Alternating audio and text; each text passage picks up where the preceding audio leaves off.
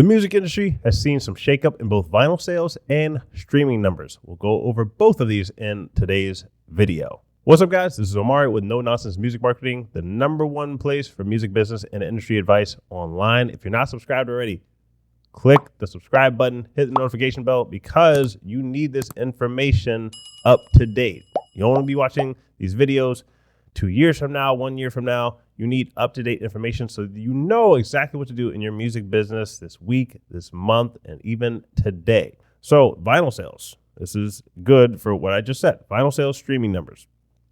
Over the past 7 months, we've seen catalog releases account for about 72.4% of statewide music consumption, and vinyl sales have actually gone down slightly over this same period. So what that means, the catalog, people are playing songs that they've already heard. So that's a little bit of a downer if you're an indie artist, that, you know, people are playing largely songs they've already heard. Might be from the 90s, might be from the 80s, 2000s.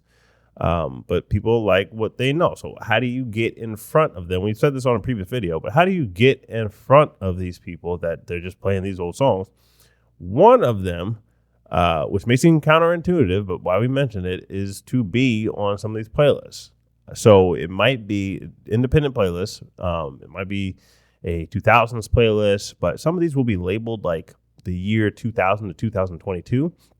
So it's putting older songs that people already like with newer songs that sound somewhere along the same lines, but people might like these as well.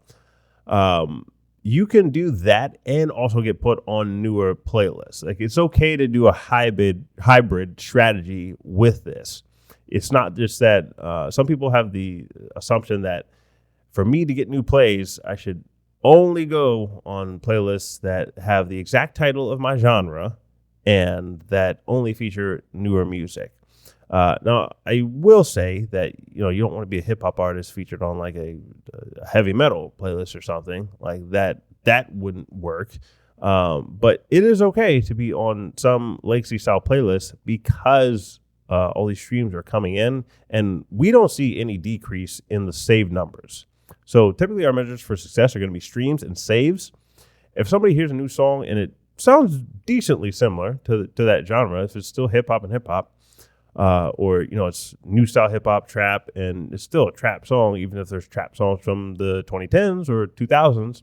If you have a trap style hip hop song, you put it next to those songs, put it next to those artists, and some of those artists are still coming out with music, then typically that works out pretty well.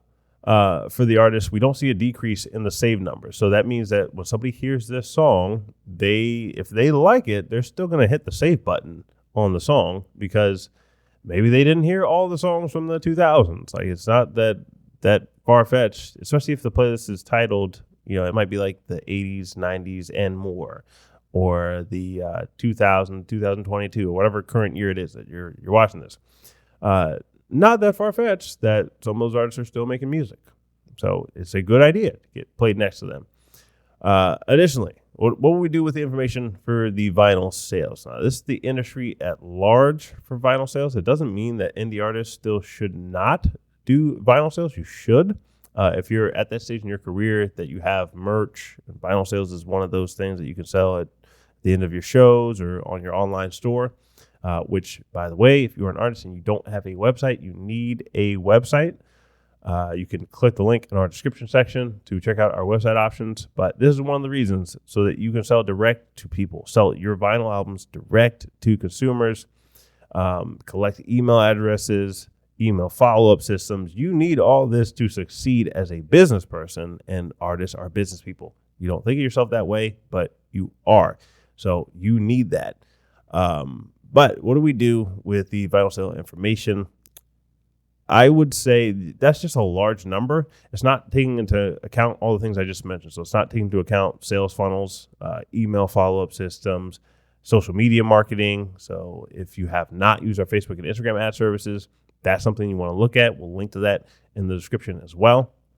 But all that goes together for sales. So if you still have a good follow-up system and you are convincing people of the value of it, then they still will buy. There's still those people who just like to listen on that. It's a niche product, but there's still those people who do like to listen that way, and you can sell these. It can even be collector's items for them.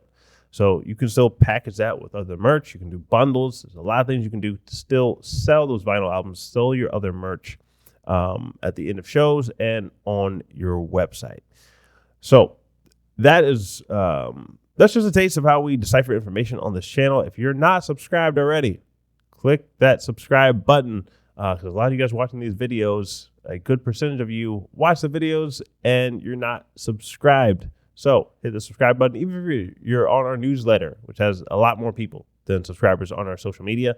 Still, click the subscribe button so that you are the first one to watch these and act on the information.